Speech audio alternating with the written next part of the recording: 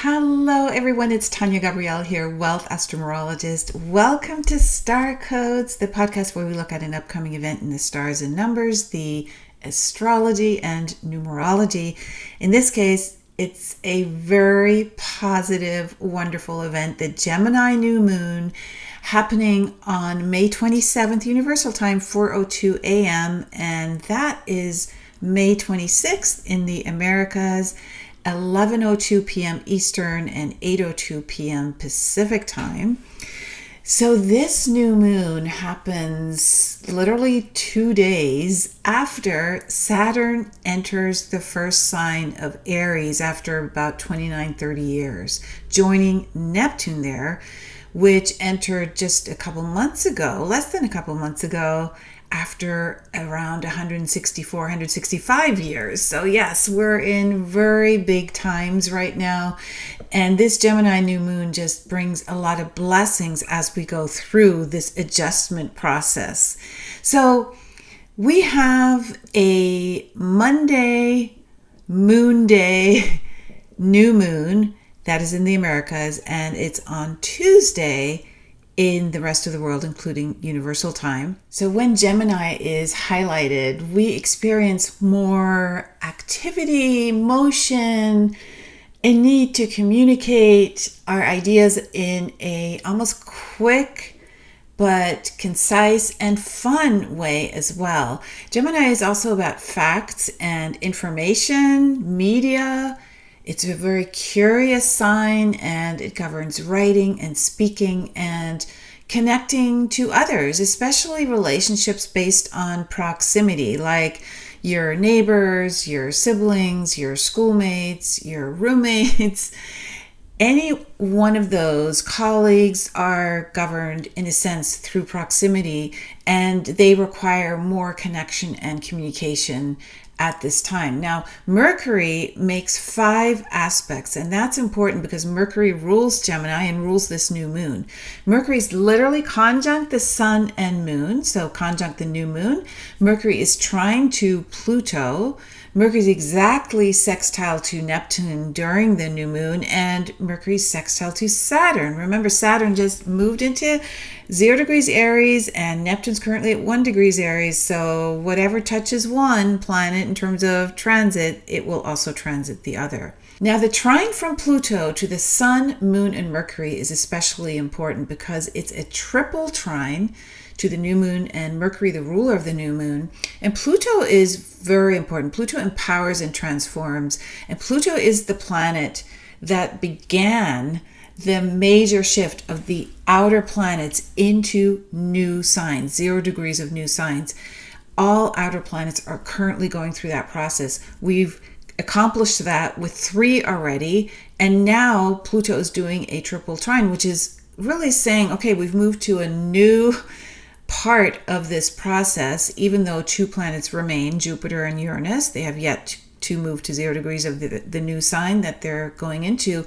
But with the ruler of this new moon making all these contacts, including Sun, Moon, and Mercury together, and activating Pluto in a harmonious way, it's a really active time for beliefs and ideas to be harmoniously processed. I mean, Moon trine Pluto in itself is a deeply emotional connection because the moon rules Cancer, Pluto rules Scorpio. These are both water signs. They're connecting with how you feel. They're very sensitive, very psychic. And so there's a lot of deep healing that can happen with this triple trine. You definitely feel more sensitive emotionally as your intuition and your psychic perception, they're all really magnified now. And that means that transformation can happen more easily because you're in tune through the frequency of the 6th sense to transform how you actually feel about something. So it gives you new insights that help you progress and grow. And that enables a rebirth that literally comes from the heart because you're deeply moved. And so that means the subconscious is touched on, the subconscious, which is usually hidden and is the driver behind our thoughts and actions, but it's coming to the surface now. Pluto does rule the underworld, which is the unseen. And you want to get to the truth of the matter now, which is what Pluto is all about, getting to the underlying root of things. So that means interactions with others through Gemini and Mercury can be really profound as you experience deep heart-centered emotions and a lot of empowerment as a result. And that creates more confidence. It gives you a lot of strength. Sun trine Pluto magnifies that inner strength and that leadership. So there's this sense of a deep emotional resilience and the ability to release and purge, which Pluto specializes in, and that strengthens your inner light. You're basically lit up to strive for successful outcomes and to manifest your goals. And Saturn comes into play too, which we'll get into in a moment, for this manifestation process. And then all this inner confidence and lighting up how you feel blessed and your inner fire, right? We have a lot of Aries energy right now as well. That inspires you to create that positive change in your life, which is a key throughout this week and this month. So your determination to do that is enhanced, and achievement is also a major keyword as well. Now, Mercury trine Pluto gives you a desire to positively impact others through your words, your communication, your presence, your voice, even the tone of your voice. And you just strive to be recognized, to be appreciated, especially as you merge with others in a conversational way, because these conversations will be very profound with Pluto so enhanced. And that's whether they are verbal or in written form. So you have this new perspective on, like I said, frequency, spirituality, psychology, human behavior. These are all heightened also with your intuitive abilities that are helping you to go beyond just previous thoughts and ideas that may have been introduced into your life. You're now actually moving beyond that into the intuitive, present moment awareness to help you navigate your connection with others and your ability to perceive whatever it is that you're researching or curious about or what might be on the news. Now, I mentioned that the sun is conjunct Mercury, the moon is conjunct Mercury. This helps with practical thinking as well. That means your thoughts, your intellect, they're moving quickly, they're getting solutions quickly. It favors negotiations, and it helps you to be conscious of your goals in an intellectual way so that you can plan ahead and achieve them. So there's the practical mind, and then there's the intuitive mind, and both of them are very much activated now and work in tandem. Now, the new moon is sextile to Saturn and Neptune in Aries, and this blends structure through Saturn with imagination, Neptune. So Saturn's influence helps us to commit to our dreams, represented by Neptune, while Neptune adds inspiration and spiritual insight. And this combination of Saturn, Neptune, sextile the new moon supports you taking those creative, visionary downloads into reality and committing to only what is truly meaningful to you, that feels that way, that inspires you and gets your creative juices going, right? So that inner light, it's not so much imposed by external pressure. It is an internal awakening and joy that moves you forward. Now, the moon and sun are sextile to Neptune as well. This is so beautiful for sensitivity and empathy and compassion and putting yourself in others' shoes, right? The sweetness, the intuition, the creativity, the making your dreams a reality. And your dreams will be very vivid around this time. Mercury is the messenger.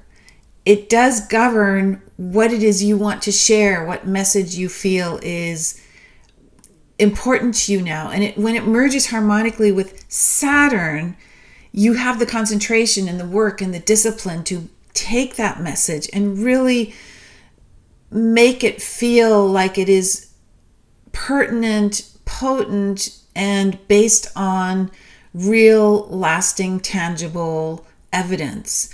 And that combination creates a lot of wonderful breakthroughs. So it's a truly positive new moon that we have here at the end of May. And like I said, it follows Saturn's entry into Aries on May 24th and 25th Universal Time. And that's such a big moment because at this point, Saturn and Neptune both are at the very beginning of the first sign of the zodiac in a conjunction. And it's going to stimulate some shifts that you most likely are already experiencing and certainly seeing around you. This is going to continue. Keep in mind, Aries does begin spring in the northern hemisphere. It literally is about new beginnings and new initiatives. Saturn just moved in. Pluto was the first outer planet, then Neptune the second, then Saturn. We still have Uranus and Jupiter, but it all began with Pluto, the planet that moved into Aquarius, the sign representing the new age that we're moving into. Understanding Pluto in Aquarius at this time is really important because Pluto is staying in Aquarius until 2044. And that's exactly why I created a brand new masterclass, Pluto in Aquarius, Astrology Shift for the Ages. And you can get free instant access at shiftfortheages.com. What you'll discover is how Pluto in Aquarius is going to impact your life, what to look out for, how to prepare, how to use this stunning freedom, power, transformation frequency.